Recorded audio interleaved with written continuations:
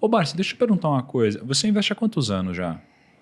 Bom, eu estou no mercado há 55 anos. 55 Mas anos. falar que eu invisto desde 1970, 71, foi quando eu vislumbrei que, através de um estudo profundo que eu fiz, na época nós tivemos um acontecimento bastante expressivo, né?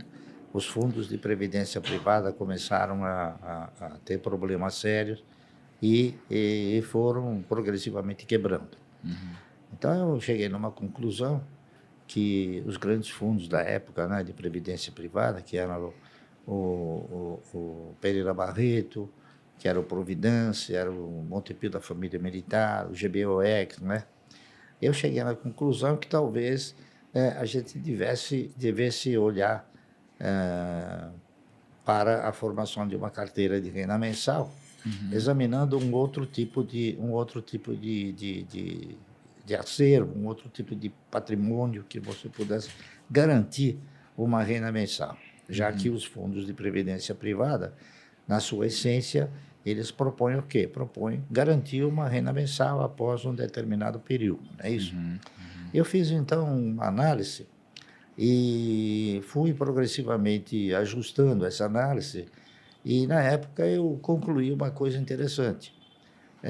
A Previdência, ela era e é uma provedora de recursos, né? Ela não ampara você com aquilo que você ganha quando trabalha, né? Ela te dá uma aposentadoria que é um pedaço do seu salário. E eu analisei também o seguinte: o cidadão que parava de trabalhar na iniciativa pública, né, no setor público, ele não participava do mesmo processo. Ele parava de trabalhar e continuava recebendo um salário igual.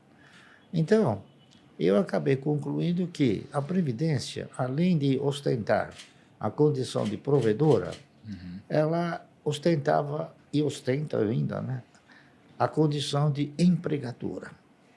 Então, eu me animei mais ainda a tentar buscar um caminho que não fosse esse da Previdência. Analisei inúmeros projetos, né, isso, da época, e cheguei na conclusão que o mercado de valores reunia condições de poder me proporcionar uma carteira que me desse uma renda mensal capaz de eu viver dignamente. E foi o que eu fiz. Fiz algumas análises sobre alguns papéis e o primeiro papel, o papel que mais evidenciava na época, era a Anderson Clayton, que era uma empresa do setor de alimentos. Anderson Clayton.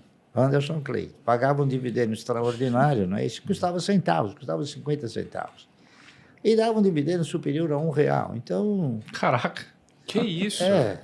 Mas tinha muitos papéis assim, tá entendendo? Porque naquela ocasião, as empresas, elas não eram empresas sem valor nominal. Elas possuíam um valor nominal 1, tá entendendo? Então, ela pagava um dividendo de, vamos supor, de 10% sobre 1, representava 20% sobre meio. Está correto? Eu fiz o trabalho, esse trabalho se chamava Ação e Alimento, duas bases de desenvolvimento. Mas, infelizmente, eu tive a oportunidade de conversar com o vice-presidente da empresa, eu fiz o trabalho, mostrei para ele, e ele me disse o seguinte: olha, Bárcio, o seu trabalho é magnífico, é inédito. Entretanto, ele não vai durar 30 anos. Eu falei, poxa, não, por quê? É uma empresa sadia, uma empresa forte, uma empresa boa, está no setor vibrante, né, que é o setor de alimentos. Ela fazia o amendoim Claybon, fazia o óleo Claybon também. Ele falou, sabe o que acontece? Acontece que a Anderson Clayton, você sabe quem são os controladores, os principais acionistas? Eu falei, não. São duas velhinhas que têm mais de 90 anos. Então, eu não sei quanto tempo elas vão resistir o assédio para que a Anderson Clayton seja disponibilizada, seja vendida. E realmente, durou aí uns 10, 12 anos, a Anderson Clayton foi vendida. Quem comprou foi a indústria Gessi Lever. Não era Gessi Lever, era Lever só. Unilever, tá certo? Aí eu fui para o próximo papel, né, que reunia a condição de fazer esse trabalho. Esse próximo papel era de uma empresa chamada Centrais Elétricas de São Paulo, CESP. Inclusive, analisei o estatuto dela, ela pagava um dividendo mínimo prioritário e obrigatório de 10%. Então, 10% sobre 1 também representava os 20% sobre meio, não é isso? Você comprava, com R$1, você comprava 2 ações. E se você tinha garantia de receber 10% sobre 1, então acabava sendo 20%. E dava uma bonificação. Você diz assim, porque 10% daria 10 centavos, que era a mesma coisa que 20% de 50 centavos, que daria 10 centavos. Exatamente. E ela, inclusive, tinha no seu estatuto, né, ela também possuía o valor nominal 1, e naquela época existia a correção monetária do ativo imobilizado. Né? Isso gerava sempre um valor que acrescia o patrimônio, acrescia os bens da empresa, e essa empresa, ao distribuir esse patrimônio, ela o faria o quê? Emitindo novas ações. E eu fiz o trabalho, né? A ciência, a essência do trabalho era o seguinte: se você, para se aposentar, você levava 30 anos, eu fiz o seguinte: bom, então eu vou fazer um trabalho imaginando que eu vou comprar 1.000 ações por mês durante 30 anos. Era um trabalho assim, né? Não era maluco, mas era pertinente, tá? Porque ele tinha o quê? Ele tinha o direcionamento da Previdência. Todos acharam o trabalho magnífico, enfim, até que esse trabalho foi levado ao Dr. Moacir Teixeira, na época ele era diretor financeiro da CESP. O presidente da CESP era o professor Lucas Nogueira Garcês, que havia sido governador do estado. Eles leram o trabalho e, de imediato, me convocaram. Eu fui lá e chegaram para mim e falaram: Márcio, nós vamos comprar esse trabalho. Eu falei: mas sabe, doutor, eu não fiz o trabalho para vender, eu fiz o trabalho para mostrar que existe a possibilidade, né, de, através de um processo de compra permanente, não é, sistemático, você elaborando metas, enfim, e o camarada tem condições de reunir um portfólio capaz de gerar uma renda mensal. Ele: não, eu insisti, eu vou comprar. Eu falei: me diga uma coisa, o senhor pretende comprar isso aqui para quê? Ele falou: porque eu vou editar. Eu peguei o trabalho e falei: tá, não precisa me pagar nada, tá entendendo? Pô, o camarada ficou assim: puxa vida, então eu vou fazer o seguinte, eu vou fazer o trabalho, eu vou editar o trabalho, eu vou botar o seu nome. E foi o que ele fez. E foi um trabalho que teve uma repercussão boa na época, né? Só que todo o trabalho que você faz no mercado de valores, ele perde consistência, não é isso? Porque as pessoas não têm aquela disciplina, aquele momento de esperar, que é a reflexão de seu esperar, quer dizer, que é a paciência, né? E eu achei que o trabalho tinha condições de prosperar. Então, eu comecei a fazer, comprando ações da CESP, tá certo? Aquele trabalho, como Foram seus primeiros investimentos ali, então? Não, no mercado a gente já comprava alguma coisa, vendia, mas a conscientização de que você tinha que seguir um traçado pré-definido foi a partir de 1970, 71, quando eu realizei o trabalho.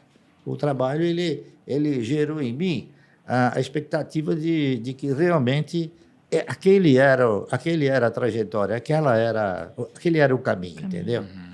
Então, a minha percepção e a minha convicção era tão forte que eu acabei criando um trabalho chamado, já que ele era baseado em ações, né, hipoteticamente gerando a fantasia de que ações garantem o futuro, não é isso? Então, eu digo o seguinte: se eu tivesse que reeditar um trabalho como esse, com a experiência que eu tenho e com a dimensão que isso aconteceu, eu acrescentaria um O nas ações garante futuro. Então, ficaria: ações garante um ótimo futuro.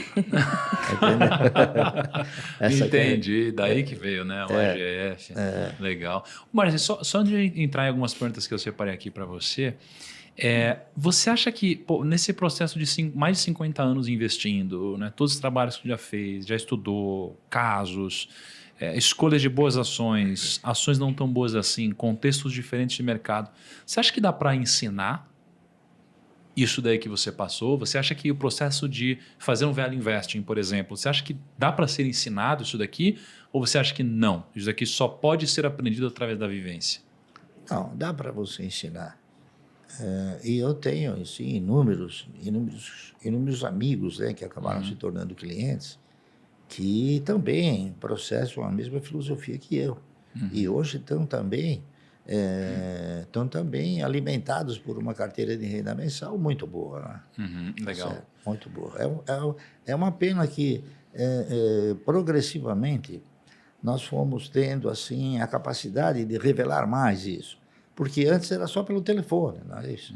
A pessoa acabava sendo convencida pela gente, via que havia um processo, não é isso? Legal. Havia uma trajetória, enfim. Só que Você escrevia no jornal também, os né? meios de comunicação agora são mais agressivos, né? São mais pertinentes, são mais consistentes. Então, a sensação que eu tenho é que talvez a gente possa ter a felicidade de transformar essa nossa participação assim pequena numa participação mais ampla, tá certo?